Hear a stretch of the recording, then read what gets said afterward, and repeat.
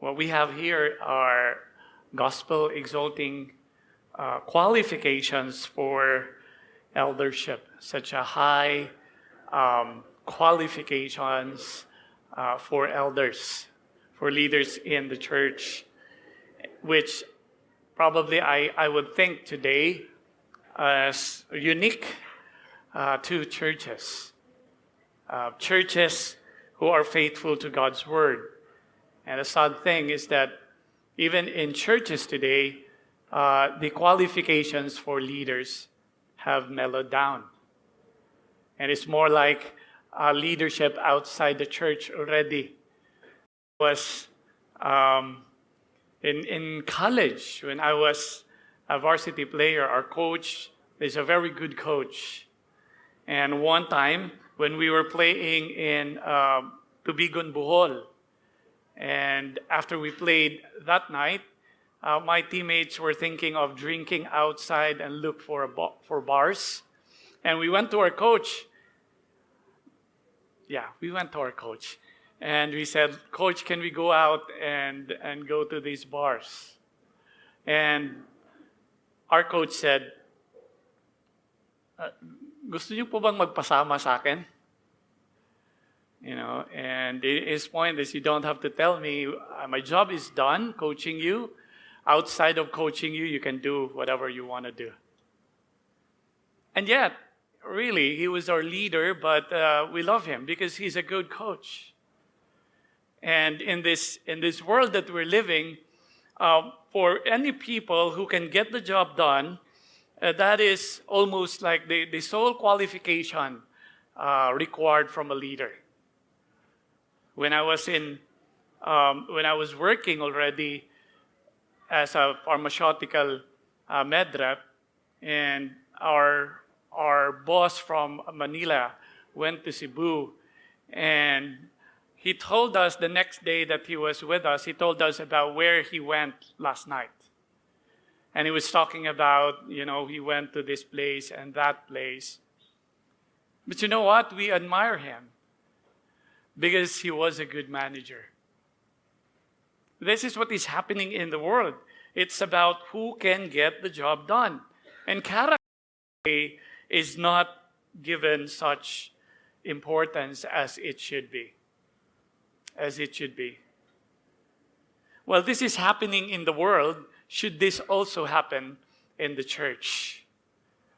Should this also be the way we choose our leaders in the church? So long as somebody manifests giftedness, eloquence, and some sort of strong leadership, should we appoint that someone to be an elder in the church? This is why Timothy, or rather Paul, clearly told Timothy on the qualifications of elders. Most of the false teachers at that time used to be elders in the church. How sad can it be? Most of these false teachers were elders in the church, and it is most likely that many of these false teachers were advanced in years. They were advanced in years, and for sure, at least, they have a lot of influences to a lot of people in the church.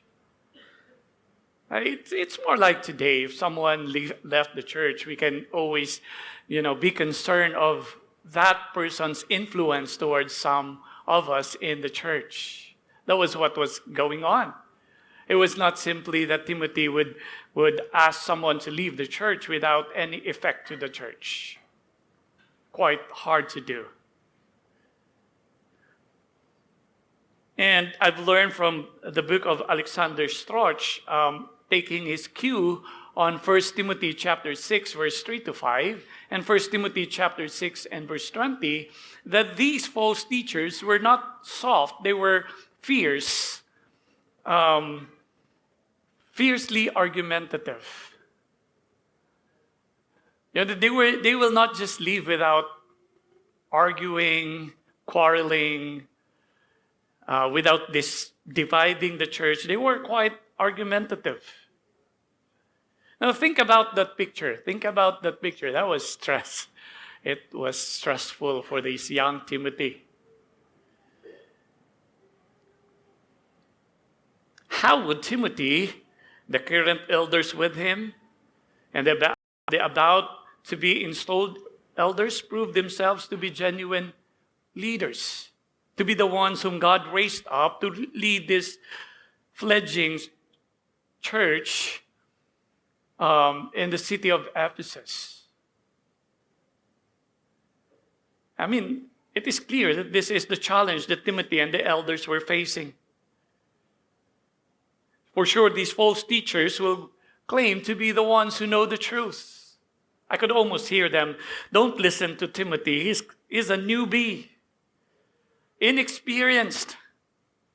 And we have been your elders for the past 5 to 10 years, or maybe more. And here comes somebody, Paul just dropped him here and installed as your pastor, but he has not proven himself. He has not proven anything yet.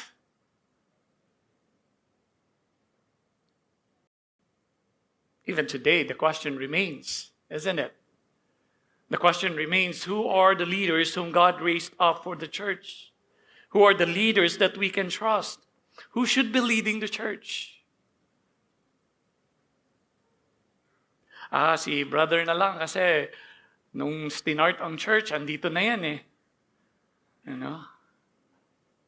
Haligi na ng church yan. If Paul reminded Timothy that the church is holding, our series is House of Truth, the holder and keeper of the gospel. If Paul reminded Timothy that the church is the pillar, the one who holds, and the buttress, the one who guards the gospel, which is not only powerful to sanctify, to save, but to sanctify, then the genuine leaders of the church should prove themselves through their gospel-shaped lives. Through their gospel-shaped life. The gospel that we're holding is not an impotent gospel. The gospel that we are believing is not a gospel that simply informs. It is the gospel that transforms. And what other way to prove that these are the people whom God raised up to lead the church, but the people whom the gospel has transformed into the image of Jesus Christ?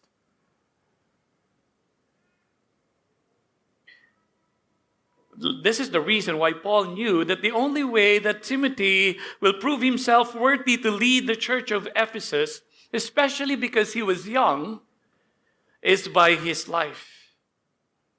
Remember that Paul admonished Timothy in 1 Timothy chapter 4, verse 11. And Paul told Timothy, this young, fearful, timid pastor of the church of Ephesus, Paul said to him, let no one despise you for your youth, but set the believers an example in speech, in conduct, in love, in faith, and in purity. Paul did not, listen carefully, Paul did not say, be ready with your argument. You should know covenant theology and be able to argue with them. No, he said, no, this is your weapon, Timothy, your life, your speech, your conduct, your love, your purity, and your faith. That's how important is the life of the leaders of the church. If the gospel is powerful to change lives, there is no other way to know those whom God have raised to lead the church but the very life that the gospel produces. The very life that the gospel produces. For Paul, this is non-negotiable. Notice that Paul did not just say might. Therefore, an overseer might be an above reproach. No, that's not what Paul said. Paul said, therefore, an overseer must be above reproach. It is the standard. It should not be, a standard should not be adjusted. It should not be adjusted to fit in some in the church so that they will qualify. It should not be adjusted so that the unqualified will fit into the eldership. It should not be lowered down just so that we have what we call as elders in the church. I know, wala tayong elders. So here's what we need to do. There are no mature people in the church. Let's lower down the standard so that our people will qualify, and then we can boast that we have people in the church that we call elders. When I learned of John MacArthur's church and learned that there are 70 elders in the church, I would have hoped we have at least 7 elders now. But we cannot lower the standard. Something should be changed. Yes. But it is not the standard. It is us who should be changed in order that we will qualify the qualifications set before us by the Scripture. No, it's not something that would change. It should be someone who should change. The one who aspires for eldership, the one who aspires for the office of an overseer should be the one to change, not the standard for an overseer. Because an aspiring elder knows how noble the work that he would take. Guarding the gospel, spreading the gospel, making sure that everyone in the church behave properly so that we display the gospel as a community of faith. Because of the nobleness of the work, the one who aspires for eldership will set his heart to grow in these qualifications. He sets his heart to grow in these qualifications set before us. If you want to be an elder or a deacon in the church, we already said last time, we will celebrate. It is a noble task. It is a noble desire. We will rejoice in that. But listen, you cannot be slothful in the means of grace that God has given us. You cannot find excuses not to join the small group or any discipleship that would foster your growth. One who aspires the leadership, whether the office of an elder or the office of the deacon, sets his heart upon these qualifications. And really, for our women and the rest of us in the church, if you are a youth and you think, okay, that's supposed to be for the leaders, now I'm still a youth, or I'm a woman. Remember that elders are examples of the church. 1 Peter chapter 5, verse 3. That the elders are supposed to lead by their examples. And what does it mean for the elders to be an example for us? But that these qualifications are the things that you and I should also be pursuing. That elders, yes, they have to be above reproach. But if you are the Juan de la Cruz on a Sunday, you are supposed to be above reproach.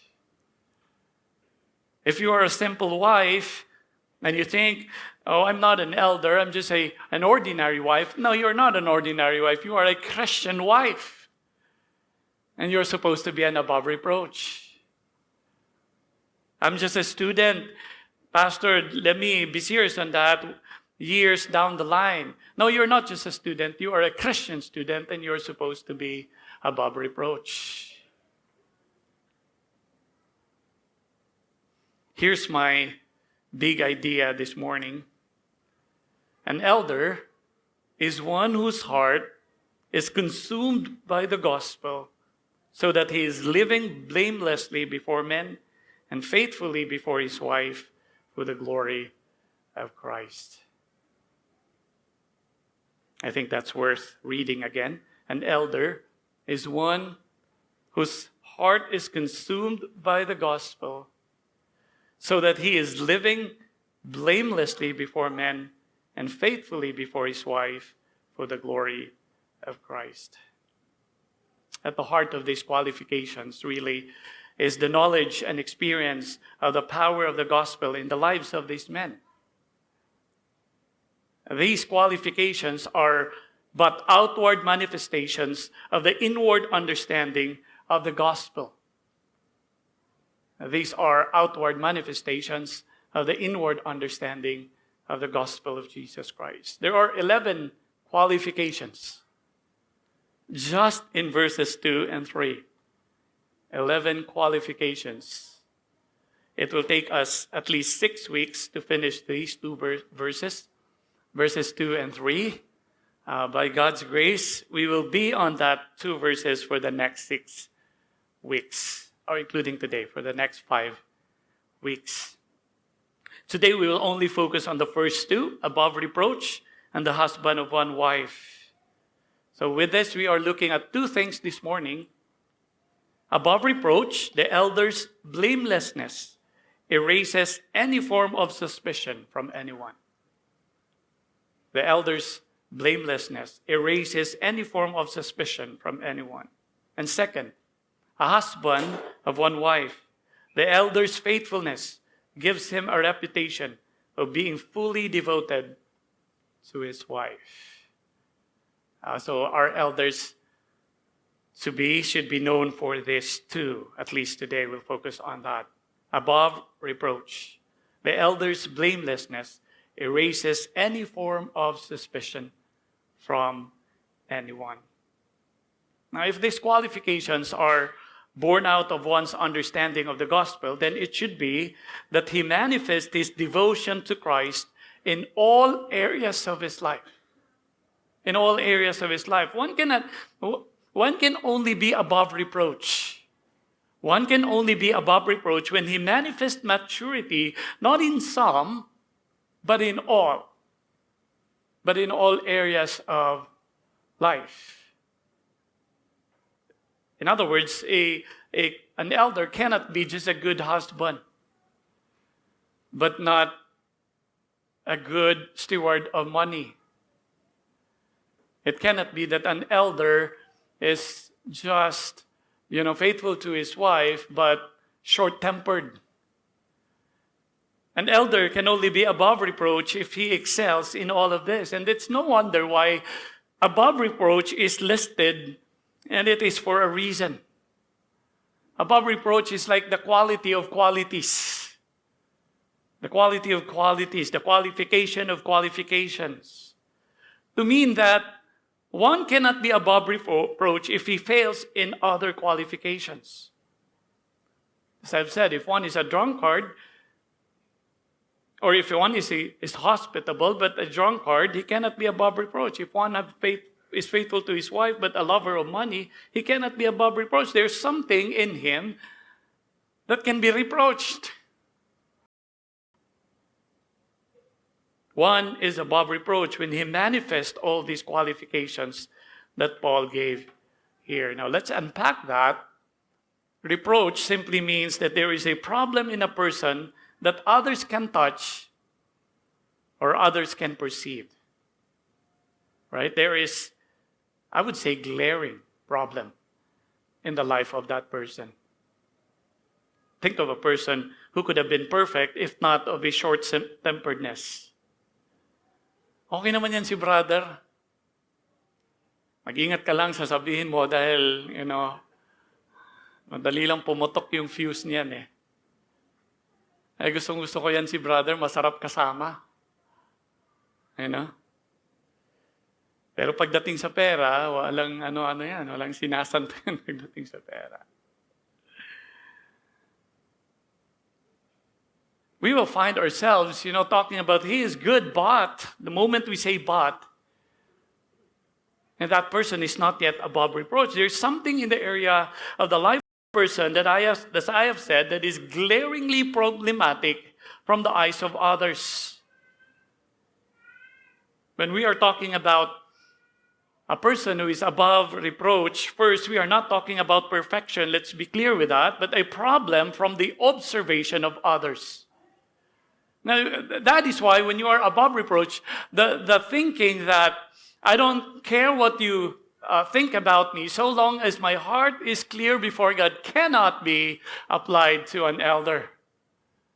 Supposedly it doesn't apply to us believers. Well, if we know exactly we have done nothing at all, but we are judged wrongly, then there's no problem with that. But if we're saying, I don't care what you say to me, but they have merits, they have reasons, and the reasons are valid to say all those things, you cannot justify yourself and say, I don't care what you say about me so long as I know that I have a pure heart before God. Really, brother? Ikaw na.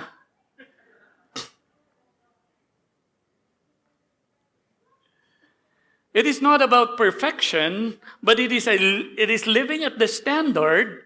It is living at that standard that those who know the Scripture would naturally expect from their elders.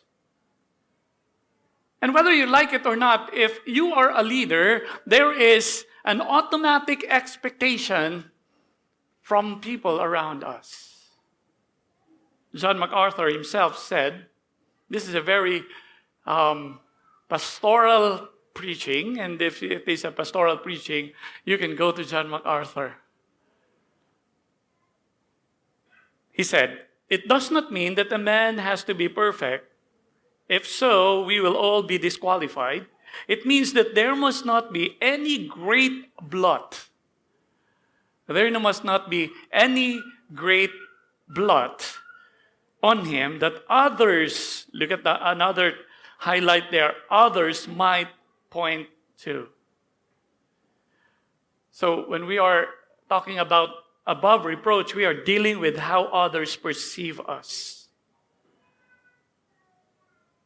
There should be no blight in our character that others would readily see without even scrutinizing. This is what we're talking about here. Some problems we need to scrutinize.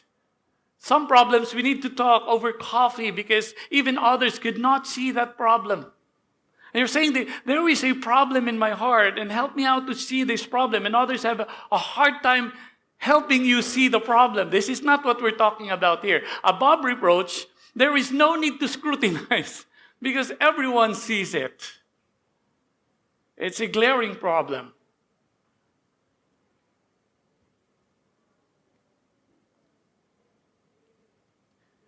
Yes, a man who is above reproach is not perfect, but when others talk about him, it is not a particular problem in his life that would automatically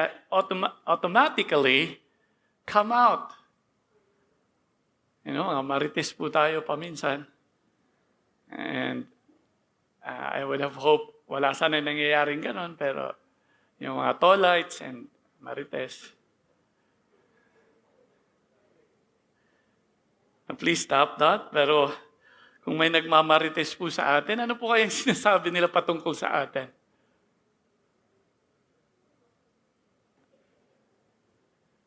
How would a person describe you? Have you ever, during the wedding shower of, I think, Roy and, what was it? Was it there? Anyway, if I'm wrong, I'm wrong.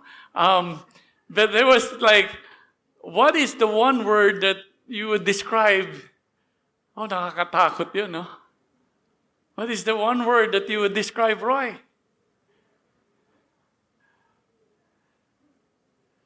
No one should be able to say, brother, one word, lover of money? One word, how am I going to describe this brother? Short-tempered. No, I'm not talking about Roy. Let's be clear about it. If they'll ask to describe us in one word, no one should say undisciplined. If this are so, then these problems have defined us so that these are the things that would come to mind when people think about us. Paul's words in Ephesians 5 verse 3 applies to the elders and applies to all of us. Listen to what Paul said in Ephesians 5 verse 3. He said, but sexual immorality and all impurity or covetousness must not be even named, highlight that, must not be even named among you, as is proper among saints. What Paul is saying here, that sexual immorality, impurity, covetousness should not define any saint. It should not be our defining characteristic. All of us would struggle with sexual immorality at some point. All of us would struggle with covetousness at some point.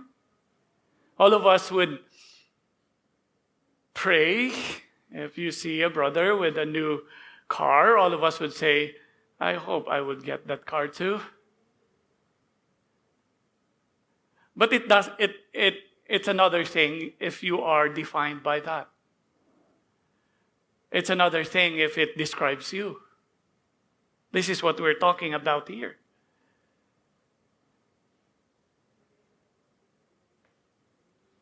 Notice again that Ephesians 5:3 is not only for elders but for every Christian. So let me just address the whole congregation and not just the elders to be. What is the first word that comes in mind when people think about you? How will they describe you? How will they describe us? If reproach means there is a problem in one's character that others can hold, touch, and perceive, then above reproach means one is somewhat blameless in the eyes of others. And the word above here helps paint a picture for us that we are above reproach. We live at such a high standard. We live at such a high standard so that we are beyond the reach of reproach. We are beyond the reach of reproach. It should be a Daniel-like life. For our elders and for all of us, we should live a Daniel-like life or a Job-like life. Remember, Job was described as a man who is righteous and blameless. But the magicians, the wise men who were so angry with Daniel and they want to pull down Daniel, they looked at each other. How are we going to pull down Daniel? We could not see anything in his life. Daniel chapter 6 and verse 4 to 5, it reads,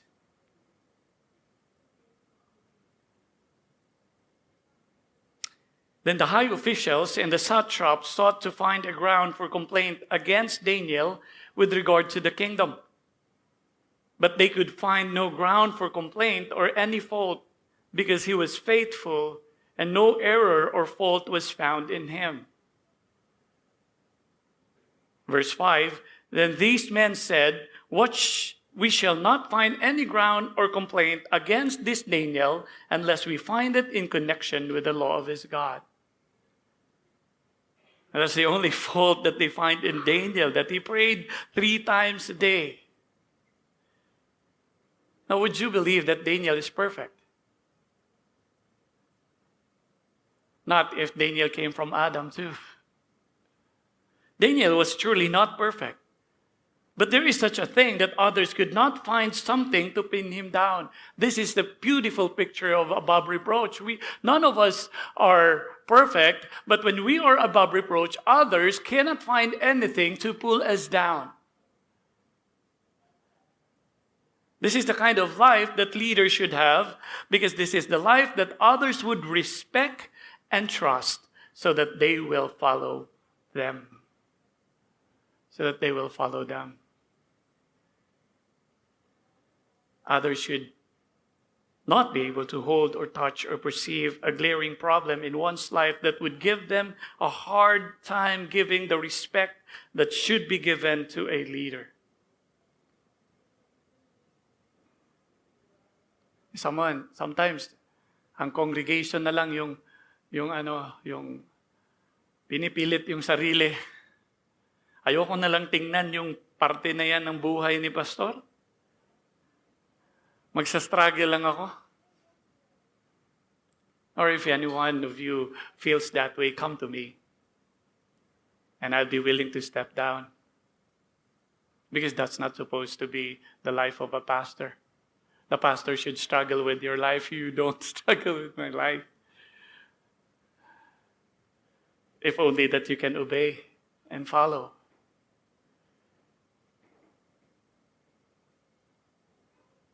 You see a picture of a man who is above reproach. Far from being perfect, but there is no glaring problem in his life that becomes a hindrance for others to respect and trust him. Others don't have to turn a blind eye just so that they can respect and follow us. The congregation should not just close their eyes, because if they would not close their eyes, they cannot listen to you standing in front. For our aspiring elders, there is no hard to ask others. Oh no. It's hard. We should ask others. I think there's wisdom to say, what do you think I still need to grow if I am an elder? If you are married, then go to your wife and ask your wife, what is there in my life that you are struggling, so that even you as my wife is having a hard time following me. And I can only imagine the rest of the congregation. If you are a Christian, we're not talking about elders. If you are a Christian, there is wisdom to ask others, because you too should be above reproach. Have it ever happened in our small group? Brothers, what do you see in my life? Have you ever did that? Can you give me an honest assessment? Can you tell me the truth, brother? Or it's all, I tell you the truth, brother.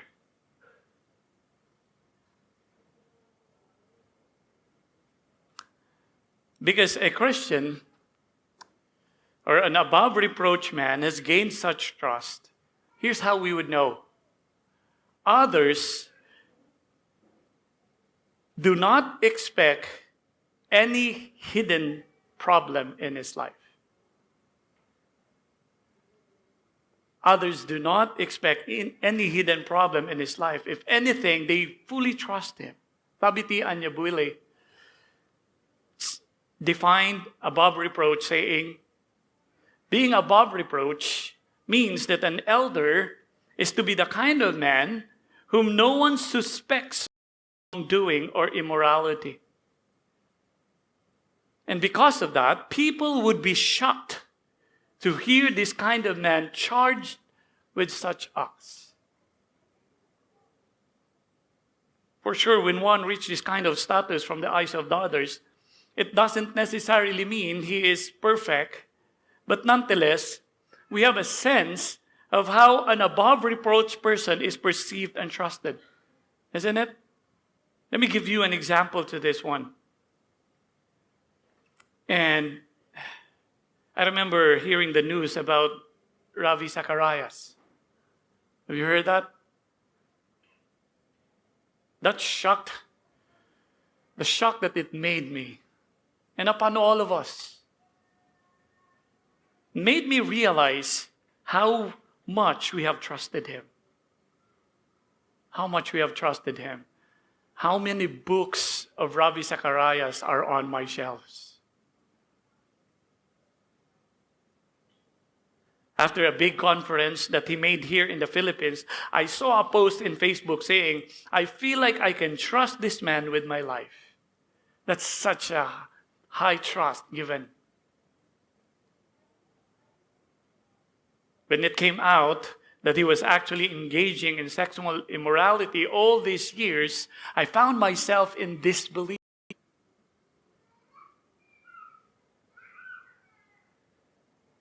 It brought fear in my heart. I remember thinking, if this happens to such a high-profile man of God, is there any possibility that this would also happen to me? In other words, because of my high trust on him, I did not see it coming. And highlight that. I did not see it coming. I think it helps us understand how a person who is above reproach, others will not expect something like this that will come out of his life. The life of a person who is above reproach normally and naturally creates in others such a trust and respect so that he is held to such high expectation. It's just natural, isn't it? It's just natural. If you trust that person and you have high respect on that person, you don't even have to think that you have high expectations. That's what an above reproach person. Because of this, it should not only be true from others' perspective, but from the elders' knowledge as well. A man who is above reproach is not only enjoying such view of others, he knew for himself that there is no disqualifying sin in his life.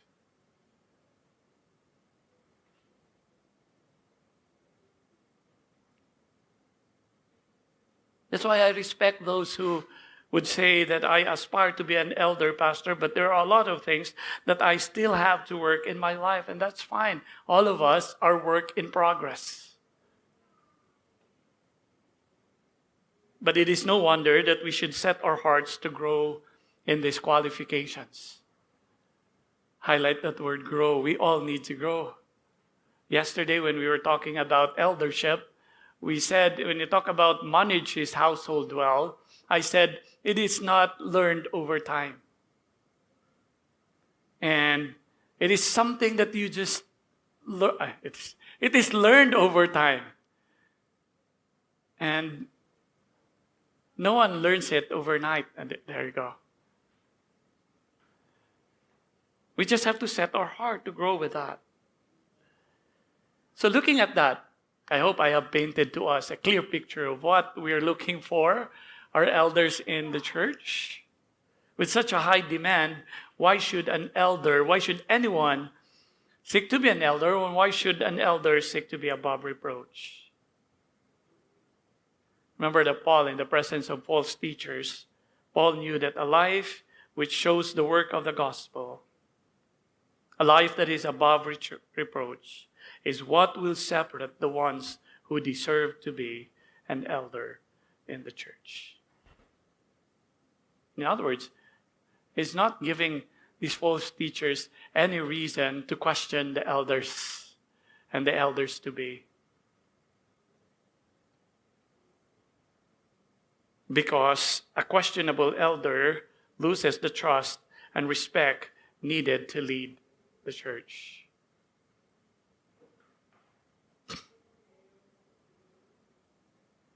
So this is crucial. Crucial first and foremost because effective leadership really banks on respect and trust.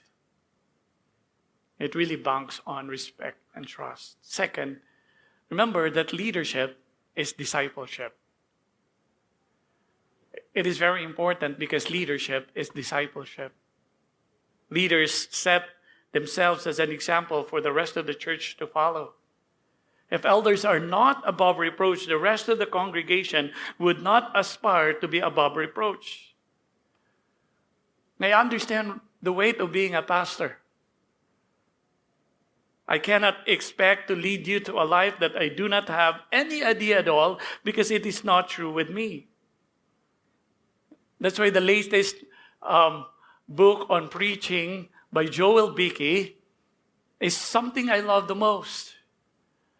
Because in chapter 2 of that book, Joel Beakey said that for a preacher, before he preaches anything, he should experience it in his life.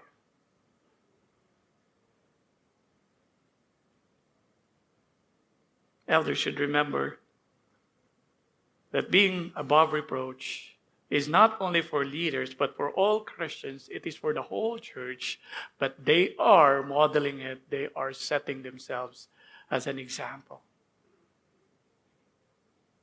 Yes, let us hold our elders to such a high expectation, but we should all aim for that same life that we hold our elders. we should aim for the same life. We should all aim for a life where others won't expect any sin that will suddenly come out to be there for the longest time. The implication is that an elder in the church should live coram Deo. The elders in the church should live in the face of God. We should live in the face of God. What I mean to say is that the kind of reverence that we show to God when we come to Him in prayer is the same reverence that we show to God when we are in the jeep.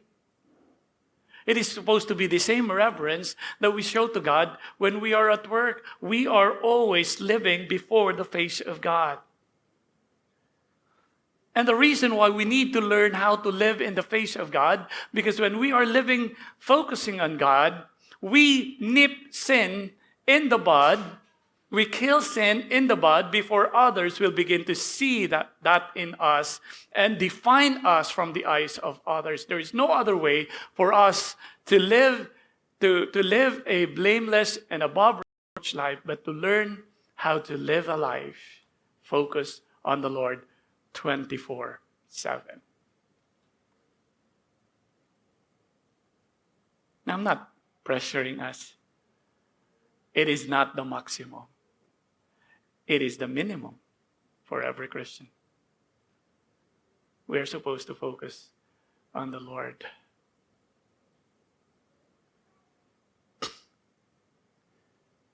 Let's go to the next one. I see you, making that big, should you want to go to second? The next one that we find here, husband of one wife, the elder's faithfulness should give him a reputation of being fully devoted to his wife. So a husband of one wife, this is the second qualification that Paul gave of an elder. And it is mentioned second for a reason. Some people would say, tell me how he treats his wife, and I tell you what kind of person he is. Makes sense. Makes sense. If you cannot treat your wife rightly, whom you said you love, why would I expect you to treat others rightly as well? If husbands should love their own wives as their own bodies, Ephesians 5:28, then the way they treat their own wives is reflective of who they are. The way they treat their own wives is reflective of who they are. What does a husband of one wife mean? It means he is not a Muslim.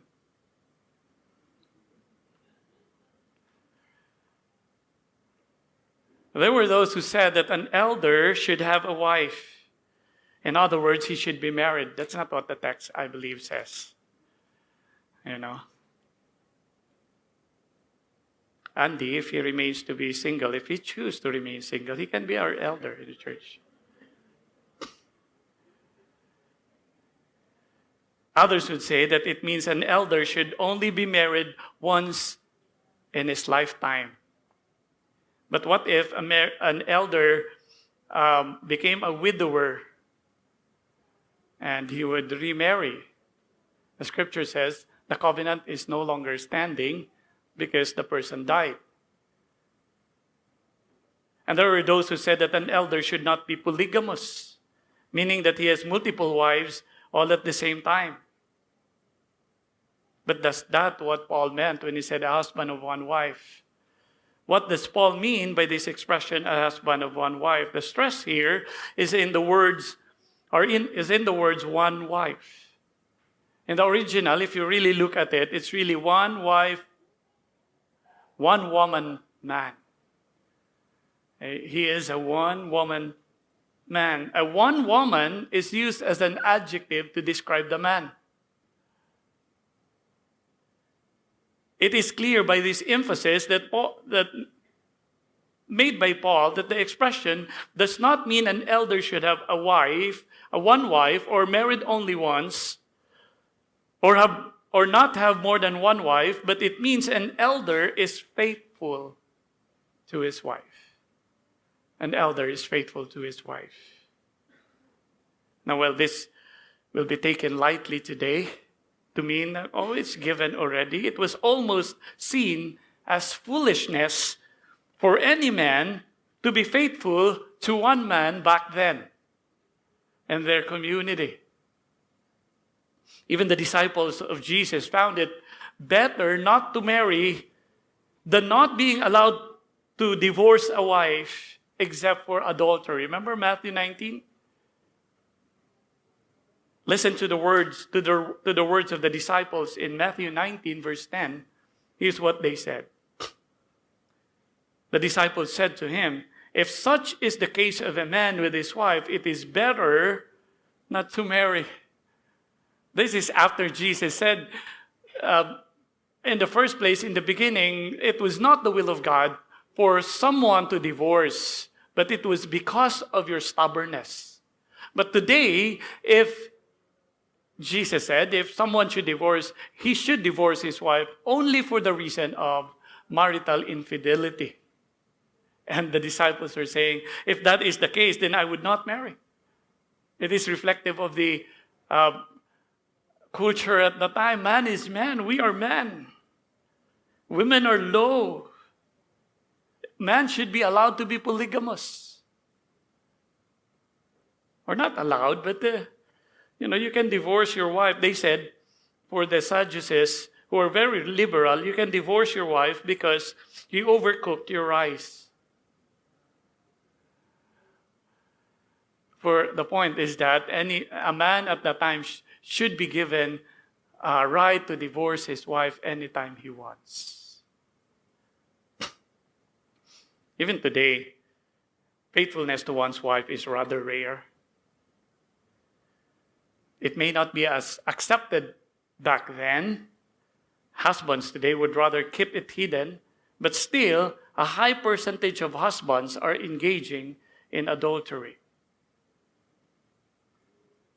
In other words, it's still difficult today for most husbands to be faithful to their wives.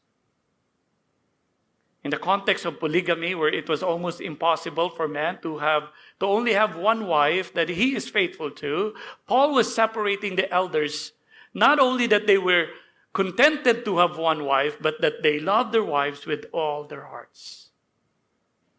Ang elders pala are lovers.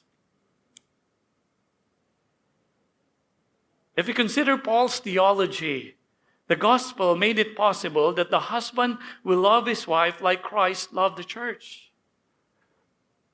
In the gospel, this is now possible. It is in the context of the husband's desire to love like Christ that he is able to love his wife faithfully. See, I'm always asked several times, even in our church, why polygamy was permitted in the Old Testament but not in the New Testament. Although Jesus said that it was permitted only because of Israel's stubbornness, that it was really not the will of God from the beginning, we have a clear command from Paul that a husband should give himself fully to his wife if he is living in a manner worthy of the Lord. It means that now that Jesus had finished his work of redemption, to be faithful to one wife is now possible. Before Jesus died on the cross, yes, it is permitted. But after Jesus died on the cross, it is expected that a man will devote himself to one wife. The gospel is central to everything. And I just love that I was born on this side of the cross. Now, I am given the capacity through the Holy Spirit to love my wife with everything I have.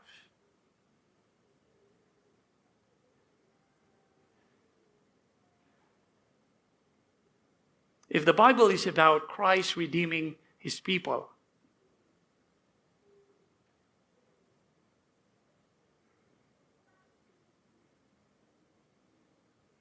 his body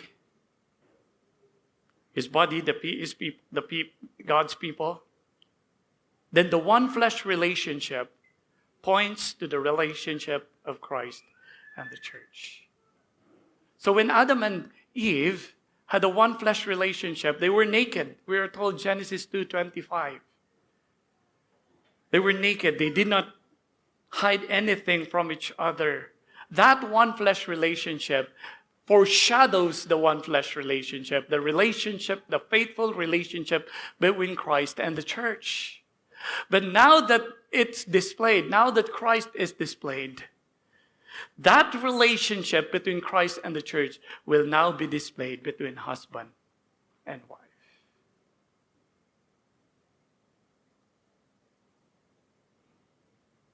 And because Christ modeled such love by giving himself for the church, Ephesians 5:25, the husband should give his life fully for the good. Take note, the husband should give himself fully for the good. If your wife here is saying, husband, you should give yourself fully to me, give me that. For the good, not for the wants of the wife, for the good of the wife. Giving of oneself to his wife is what faithfulness is all about. Giving of oneself to his wife is what faithfulness is all about. It is no wonder that this follows the qualification of being above reproach, because the faithfulness of the husband to a wife is a clear indication of the husband's devotion to Christ. It is a clear indication of the husband's devotion to Christ. If a husband, extension to sa wedding niyo, bro. If the husband is really consumed by the gospel, if he's really consumed by the gospel, he should be faithful to his wife. He should be humbled of the truth that while he is the worst of all sinners, Christ gave his life for him. If Christ died for him, though he is the worst, how can the husband not give his life for his wife, though he is worse than his wife? Now, how can he not give his life for his wife to honor Christ who gave his life for him? The implication of this to the qualification for eldership is that an elder should model faithfulness to one spouse so that the husbands in the church would follow. Or so that the wives in the church would follow in that matter. Or any other relationship. Our relationship is supposed to be defined by faithfulness. It is not supposed to be defined by sentiments. It is not supposed to be defined by resentments. Our relationship towards one another as a church should be defined by faithfulness and trust towards one another.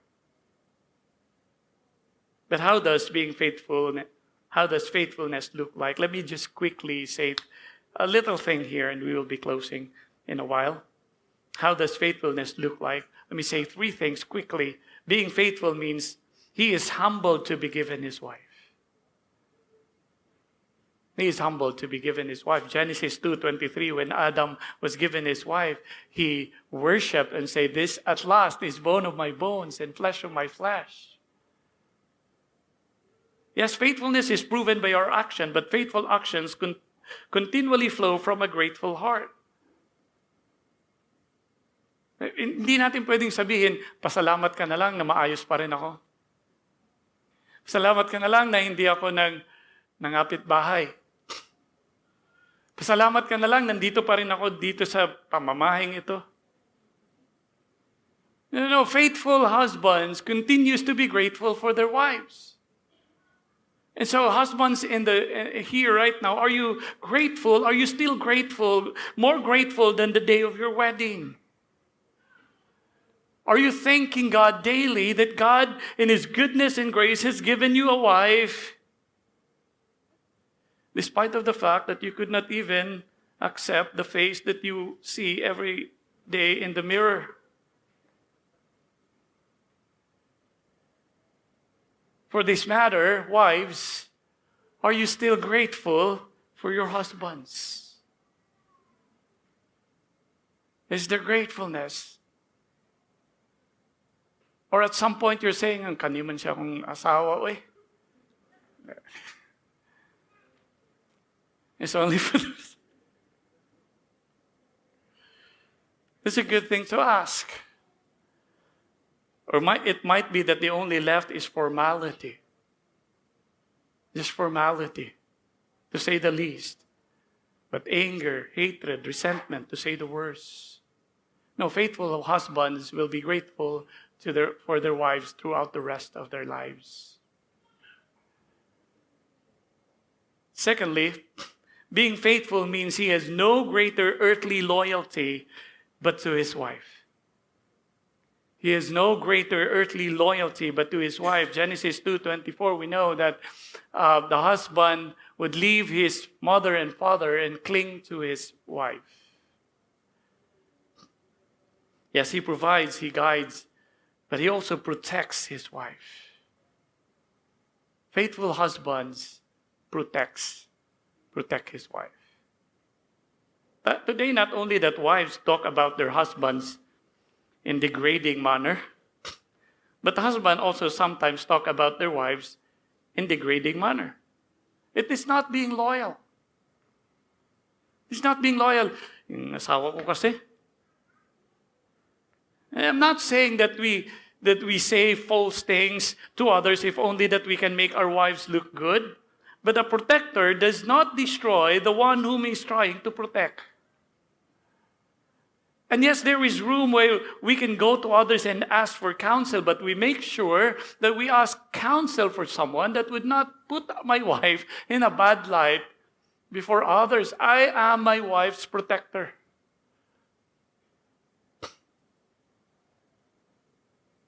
Lastly, being faithful means he is totally transparent to his wife. My wives, take a picture.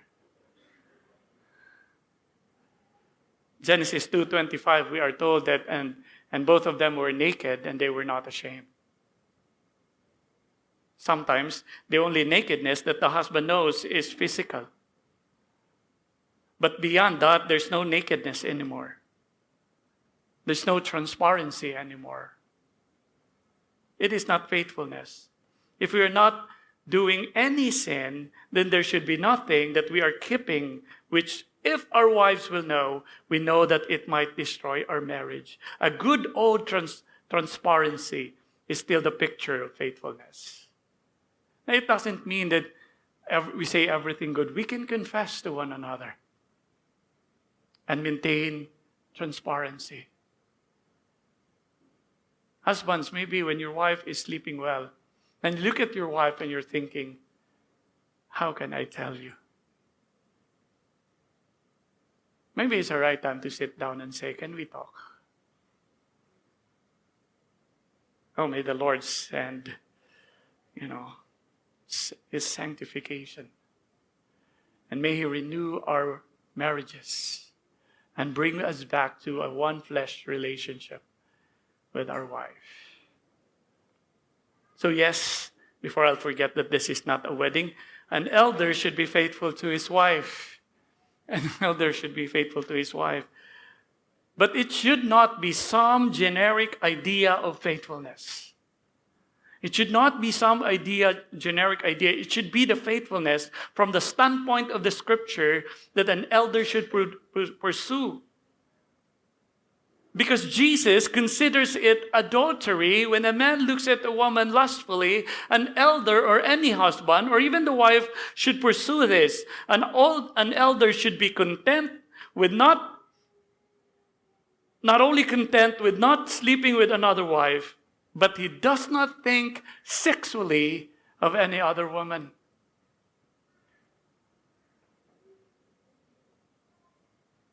An elder should have learned throughout time to discipline himself, to discipline his thoughts, that he only allows his mind to think of his wife when it comes to sexual things.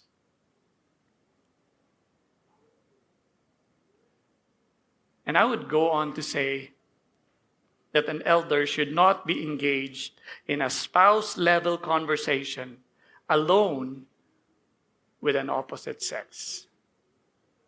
There is a spouse-level conversation where we are so vulnerable to our wife, or the wife is so vulnerable to us. Any man in the church should not engage himself with that kind of or level of conversation, because it will lead nowhere. It will lead nowhere but immorality. There are conversations that only a wife and a husband will do. It is no wonder that when it comes to intimacy between Christ and the church, God chooses the intimacy of the husband and the wife as the picture of that intimacy. Because that level of intimacy only belongs to husband and wife.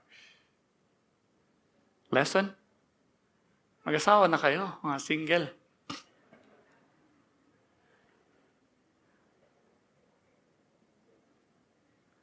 An elder is one whose heart is consumed by the gospel, so that he must be living blamelessly before men and faithfully before his wife for the glory of Christ.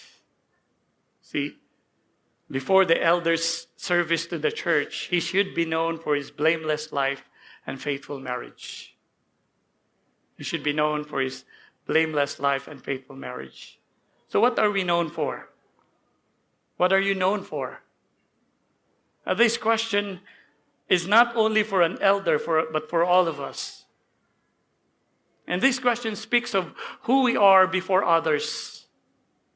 The more religious term for that is talking about our testimony. This is the testimony of the gospel. Are we known for living an immoral life? Are we known for living and faithfulness to our spouse, or being contentious or lover of money? If we are, then we do not have a good testimony. The gospel is rendered unfruitful in our lives. 2 Peter chapter 1, verse 8. And would it not be good if we are known for our blameless life?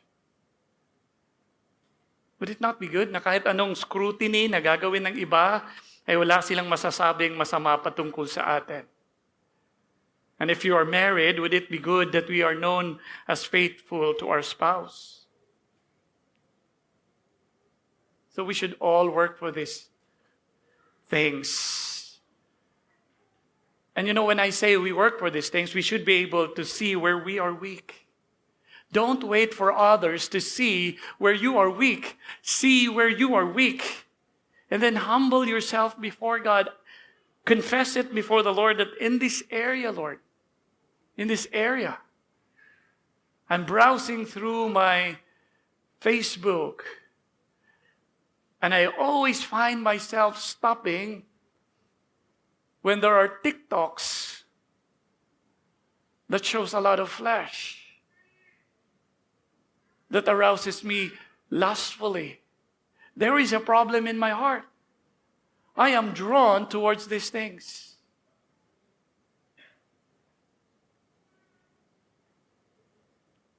Acknowledge it before the Lord. Turn to the gospel and realize that though we are these worse, when I browse the Facebook, why can't I rejoice in the seeming success of others?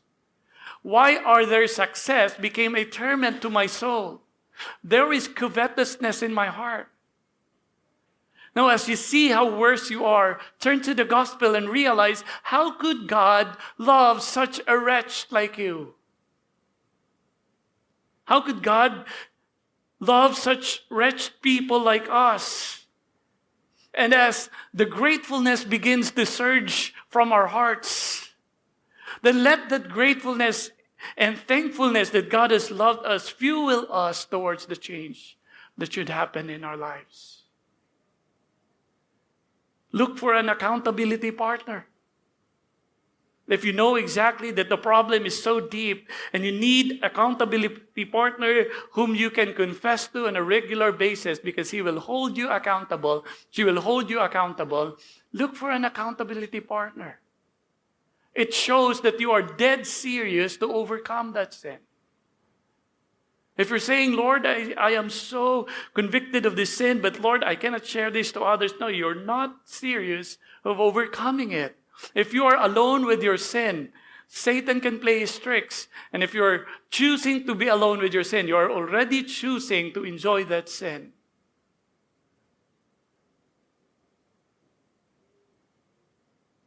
Do not just confess.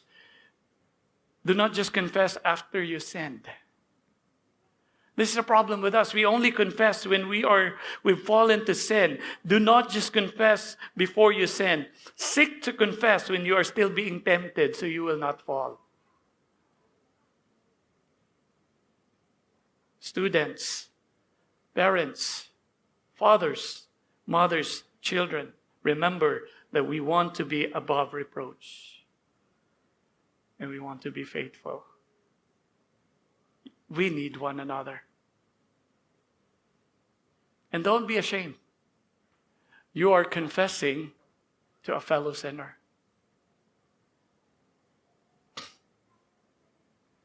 Men, the world that we are living in tells us that you are the most adorable man if you have the greatest number of cars and the greatest number of women. It is for this reason why a lot of men want to be rich, famous, handsome, and sleep with as many women as they could. Because it is seen as an adorable man. It should not be among us. Yes, we work hard, but we work hard to be above reproach and be faithful to our wife. If the men in the world will kill themselves to get what they want, shouldn't we at least not be slothful and continue to deceive ourselves that things would happen while we are sitting and could not even open our scripture? It is time for us to take off our diapers and start wearing pants because we are grown-up men and go to work. We cannot continue to allow little things as valid excuses not to be consistent in the means of grace that God has provided for us. See, if the women are excited to meet with each other for edification, at least man lang, men, tapatan naman natin yung excitement ng mga asawa natin. But really, as leaders, we should be the ones who are most passionate for spiritual things. And we should be asking God for all the desire and all the energy that we need to lead in spiritual things. Because we want to be above reproach. And we want to be faithful. Let's act like men. Let's act like men from Scripture. And no longer just play around.